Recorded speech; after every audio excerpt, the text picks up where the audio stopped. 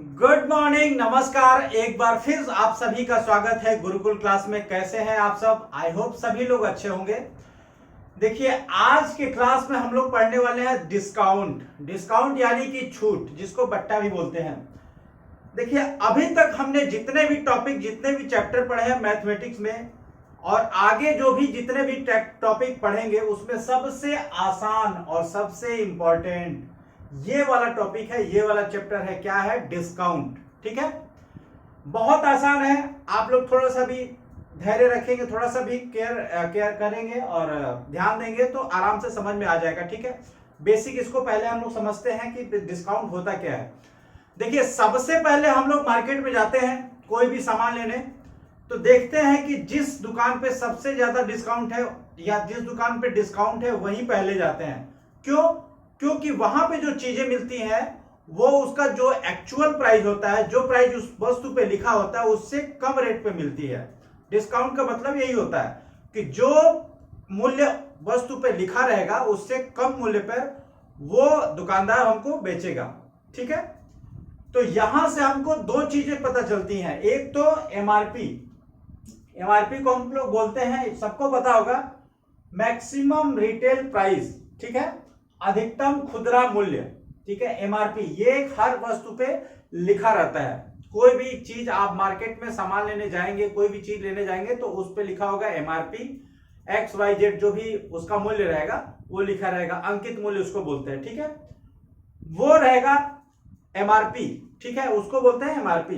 दूसरा चीज है सेलिंग प्राइस। दूसरा वर्ड आया क्या? Selling price, SP.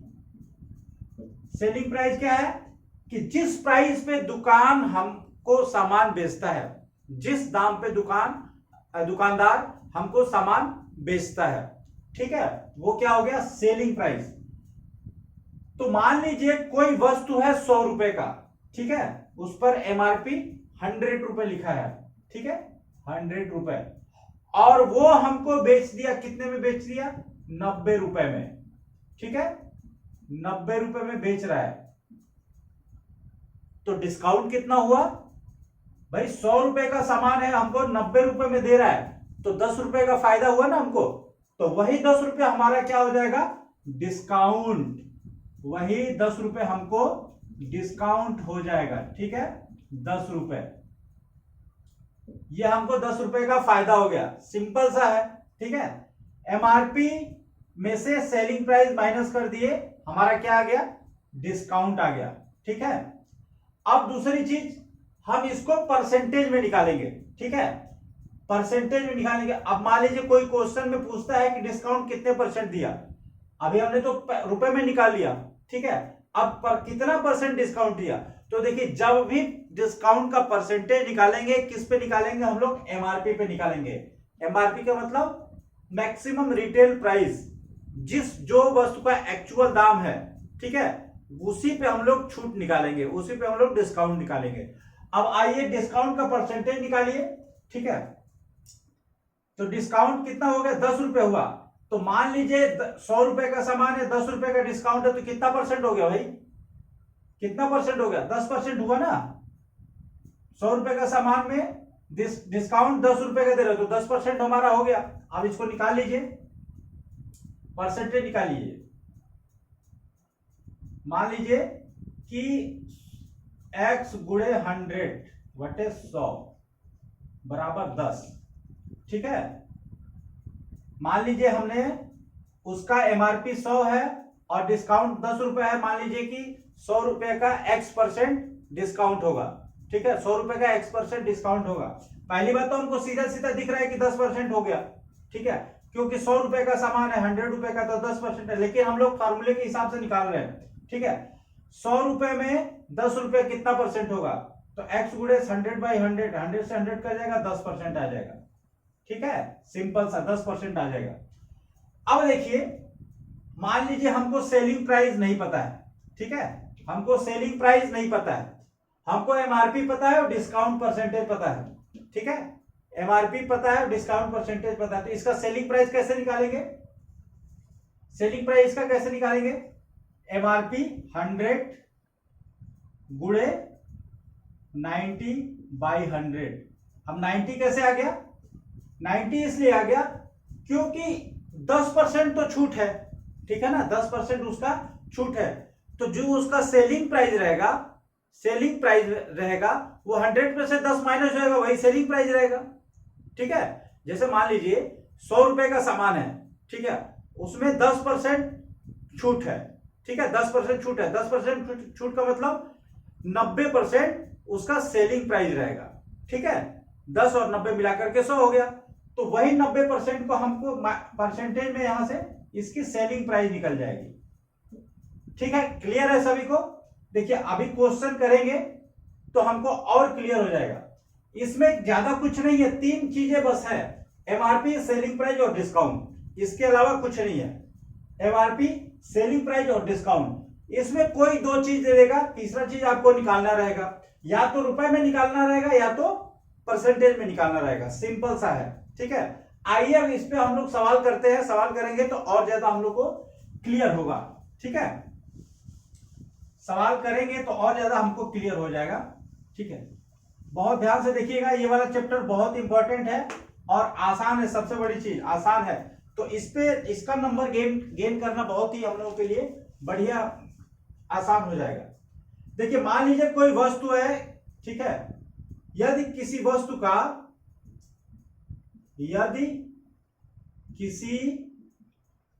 वस्तु का अंकित मूल्य 800 रुपए है। अंकित मूल्य मतलब एमआरपी, ठीक है ना, एमआरपी कितना है?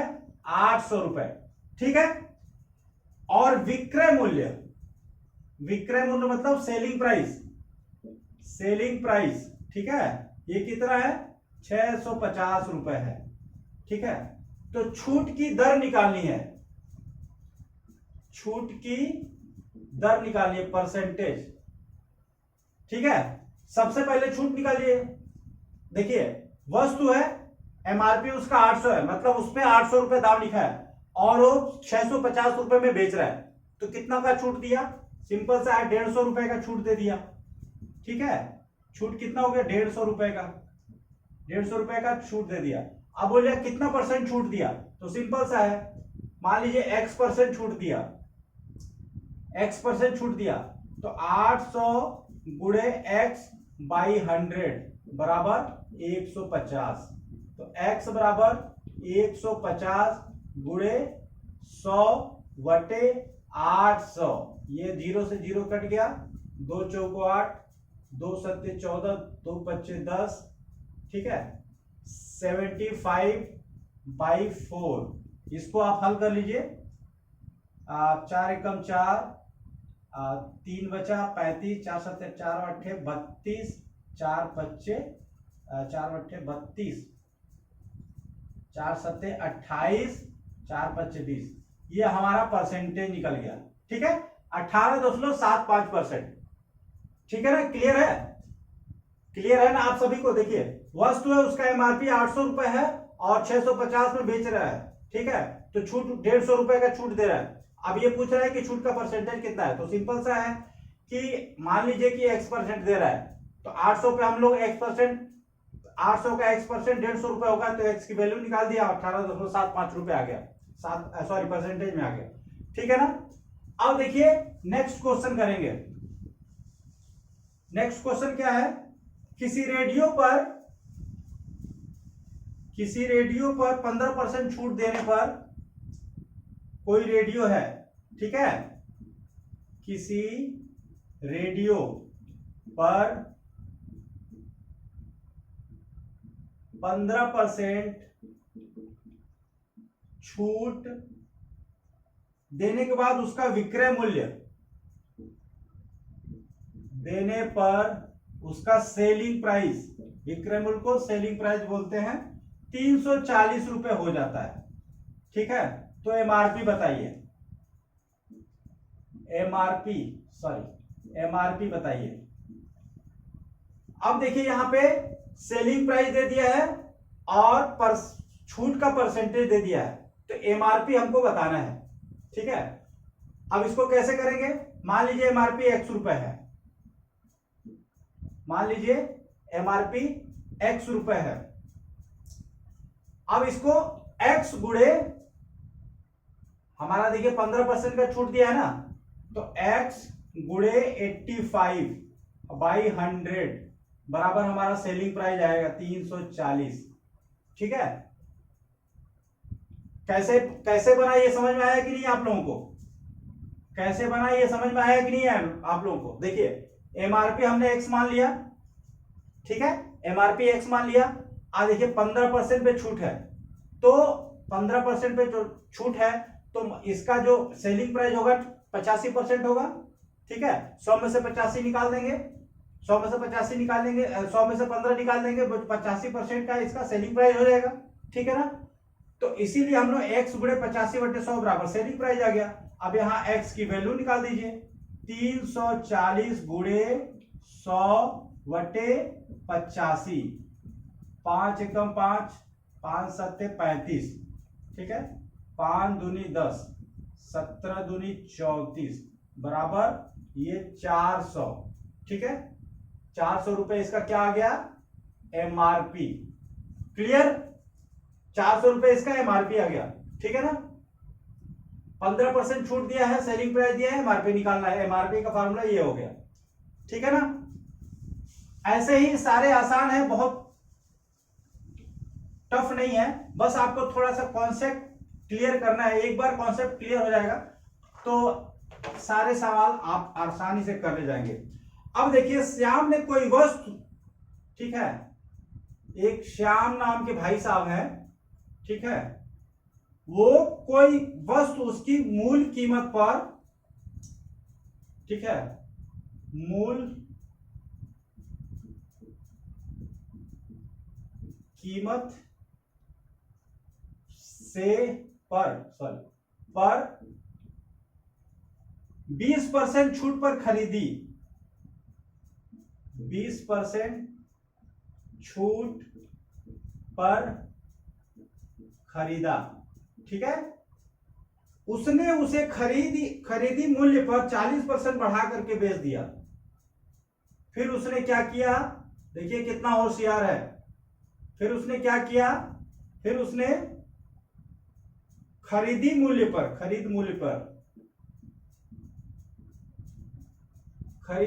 पर 40% बढ़ा करके बेच दिया, ठीक है, बेच दिया। नया बिक्री मूल्य कीमत से कितने % अधिक होगा? नया बिक्री सेलिंग प्राइस कीमत से कितने % अधिक रहेगा? कितने % अधिक रहेगा? ठीक है, अधिक होगा। क्वेश्चन को समझिए सबसे पहले। देखिए श्याम नाम का एक लड़का है, ठीक है, कोई वस्तु को, ठीक है, उसके मूल कीमत मान लीजिए कोई भी XYZ कुछ भी है, क्या कर रहा है? 20% छूट पर खरीदा, 20% छूट पे उसने खरीद लिया। अब वो क्या कर रहा है कि खरीदी मूल्य पर 40% बढ़ा करके बेच दिया। ठीक है, फिर नया सेलिंग प्राइस, वो नया जो सेलिंग प्राइस जिसमें बेच रहा है वो जो मूल कीमत है, ठीक है, कीमत से कितने % अधिक पे बेचेगा। ठीक है, अब इसमें देखिए मान लीजिए मूल कीमत हमारा क्या हो गया? 100 रुपया हो गया। सिंपल, मूल कीमत 100 है, 20% छूट पर खरीद रहा है, तो मतलब 80 रुपए पे खरीद रहा है। ठीक है, 100 रुपए में 20% छूट देगा तो कितने रुपए में देगा? 80 रुपए में देगा। ये क्लियर हो गया। अब क्या कर रहा है? ये 80 रुपए उसका खरीदी हो गया, ठीक है ना। अब क्या कर रहा है? 80 रुपए पर 40% बढ़ा करके बेच दिया है, 40% बढ़ा करके बेच दिया है। अब 40% बढ़ा करके बेच दिया है तो 80 का सेलिंग प्राइस फिर क्या हो जाएगा? 140 हो जाएगा। 140 गुणे 100, ये उसका नया वाला सेलिंग प्राइस हो जाएगा ना, नया वाला सेलिंग प्राइस। 40% बढ़ा के बेचा है, अगर 40% माइनस करके बेचा तो हम 60 कर देते, यहाँ पे 60 कर देते, लेकिन यहाँ तो 40% बढ़ा के बेच दिया इसलिए 140 कर दिया। ठीक है, अब इसका सेलिंग प्राइस निकल जाएगा, काट दीजिए, जीरो से जीरो, ये जीरो से जीरो, ठीक है। 8 चौक को 32 का 2 हासिल 3, 8 एकम 8, 3 11, ये इसका नया वाला सेलिंग प्राइस हो गया, ठीक है, नया वाला सेलिंग प्राइस हो गया। अब देखिए 100 रुपए पे खरीदा है, 112 रुपए में बेचा है, तो 12% का इसको 12% अधिक फायदा ले रहा है, ठीक है ना, 12% का ज्यादा फायदा ले रहा है। समझ में आ गया ना। हमने यहाँ पे सीधे 100 मान लिया इसको, ठीक है ना, आसान करने के लिए सीधे 100 मान लिया है। 20% छूट पे खरीदा, मतलब 80 रुपए में खरीदा, 80 रुपए को क्या किया, 40% बढ़ा के बेच दिया है, ठीक है। तो 140 गुणे 100 बराबर 112 रुपए में बेच दिया है। अब ये बोल रहा है कि 112 रुपए मूल कीमत से कितना परसेंट ज्यादा है, तो 12% ज्यादा है, ठीक है, क्लियर। आइए नेक्स्ट सवाल में हम लोग चलते हैं। नेक्स्ट क्या कह रहा है, देखिए, यदि 10% तथा 20% की, यदि 10% तथा 20% की दो क्रमिक छूटें दी जाती हैं, दो, ये क्वेश्चन थोड़ा सा अलग टाइप का है, लेकिन ये बहुत इंपॉर्टेंट है। दी जाती है तो नेट छूट क्या होगा,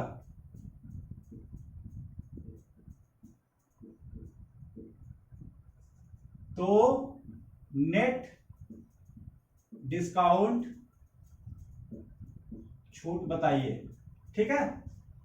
अब देखिए कोई सामान है, पहले 10% पे छूट दिया, ठीक है, फिर 20% का छूट दिया, ठीक है, दो क्रमिक छूटें दी जाती है, तो नेट छूट कितना होगा। देखिए बहुत सारे लोग यहां पे गलती करेंगे, क्या करेंगे, 10 + 20 = 30 निकाल देंगे, सीधे x गुणे 30/100 कर देंगे, ये गलत हो जाएगा, ठीक है। पहले 10% निकालेंगे, सही तरीका यह है कि पहले 10% निकालिए फिर 20% निकालिए, समझ में आया। पहले आप 10% निकालिए फिर 20% निकालिए। तो क्या बोल रहा है, यदि 10% तथा 20% दो क्रमिक छूटें दी जाती हैं तो नेट छूट क्या है।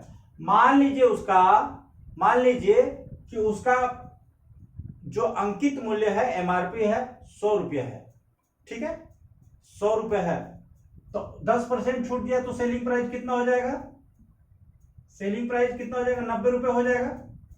100 रुपये का अंकित मूल्य मान लिया, तो 10% छूट दिया तो 90 रुपये, उसका कितना हो गया, क्या हो गया, सेलिंग प्राइस हो गया, ठीक है।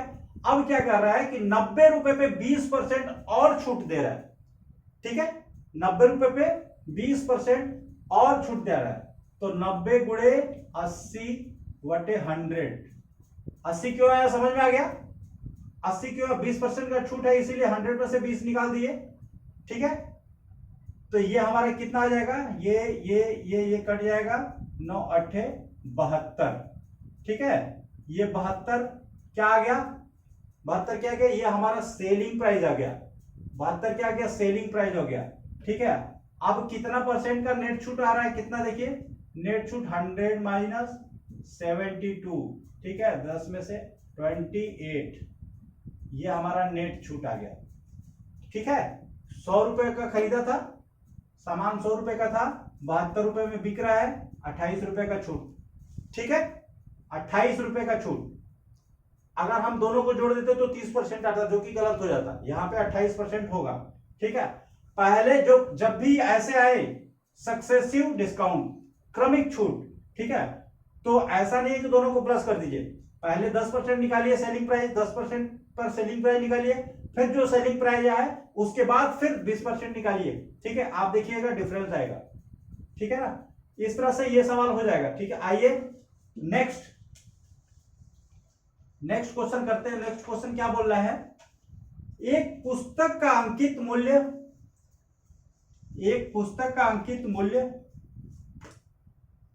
एक पुस्तक है, ठीक है, उसका एमआरपी कितना है, 100 रुपीज, ठीक है।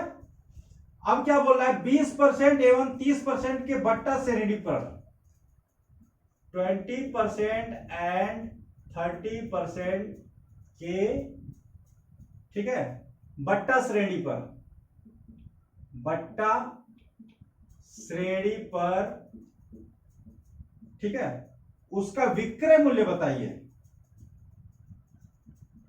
उसका सेलिंग प्राइस आपको बताना है। ठीक है, बट्टा श्रेणी मतलब वही है छूट, ठीक है, भट्टा छूट, देखिए हमने लिखा हुआ है भट्टा और छूट सब एक ही चीज है, कंफ्यूज मत होइएगा। अब देखिए क्या बोल रहा है, सेम पिछले क्वेश्चन की तरह है, ठीक है ना, सेम पिछले क्वेश्चन की। देखिए पुस्तक क्या है, 100 रुपए का है, पहले 20% का डिस्काउंट दे रहा है, फिर 30% का डिस्काउंट दे रहा है, तो उसका सेलिंग प्राइस पूछ रहा है। ठीक है, इसको मैं नहीं बताऊंगा, इसको आप लोग खुद कीजिएगा। ठीक है, आप लोग अपना दिमाग लगा के खुद कीजिएगा, क्योंकि इसके आधार पे ये सेम टू सेम एक हमने क्वेश्चन पहले बता दिया है, तो आप लोग करोगे थोड़ा आपका भी दिमाग खुलेगा। तो इसको मैं नहीं बताऊंगा, नेक्स्ट क्वेश्चन बता रहा हूं। ठीक है, ये आप लोग खुद कीजिएगा और कमेंट सेक्शन में इसका आंसर बताइएगा। ठीक है, नेक्स्ट जो भी क्लासेज होंगी ये क्वेश्चन का मैं हल बताऊंगा, आंसर भी बताऊंगा। ठीक है, तभी थोड़ा सा मजा आएगा, जब आप लोग भी थोड़ा सा होमवर्क करोगे, अपना दिमाग लगाओगे, फिर थोड़ा सा मजा आएगा। ठीक है, मजा तो अभी बहुत आने वाला है।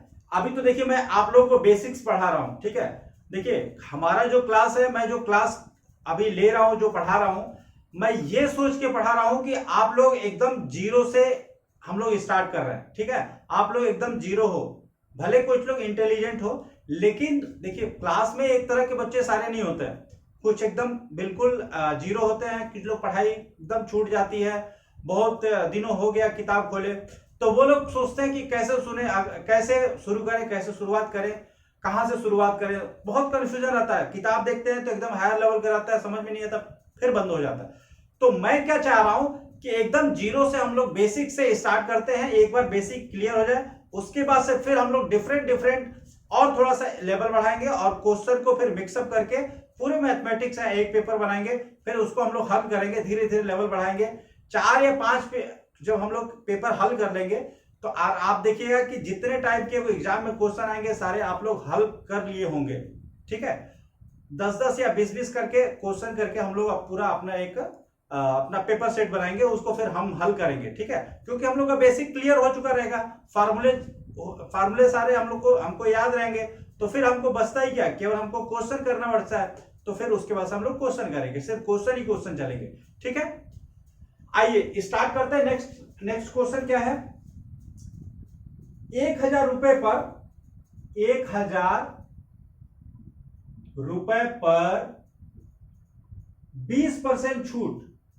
ठीक है, 20% छूट और 10 एवं 10% की दो क्रमिक छूटों में अंतर बताइए। दो क्रमिक छूटों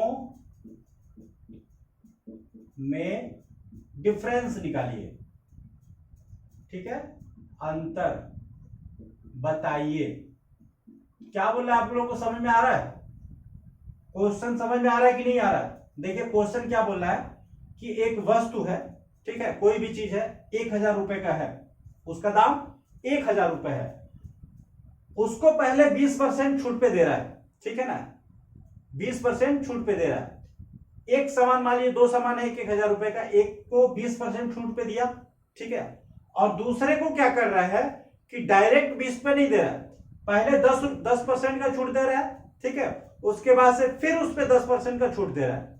ठीक है, तो दोनों का जो सेलिंग प्राइस है, दोनों का जो छूट है, छूट उसमें अंतर पूछ रहा है। ठीक है, अंतर क्या होगा, वही मैं आपको पिछले वाले क्वेश्चन में बता रहा हूं, बता दिया था कि जब भी सक्सेसिव मतलब क्रमिक छूट आए 10% प्लस 10%, तो उसको प्लस मत कीजिए, 10-10 करके 20 मत कीजिए, क्योंकि 20 करेंगे तो अलग आंसर आएगा, और 10 और 10 करके करेंगे तो वो अलग आएगा। वही चीज क्वेश्चन में पूछ दिया है, कितना अलग आएगा। ठीक है, अब देखिए 20% पहले निकालते हैं, 1000 रुपए है, 20% छूट दे रहा है। ठीक है, तो कितना छूट आ गया आपका, 1000 का 20% कितना होगा, 800 रुपये होगा, सॉरी 1000 का 20% 200 रुपया होगा, ठीक है, 200 रुपया हो गया ना सीधे सीधे।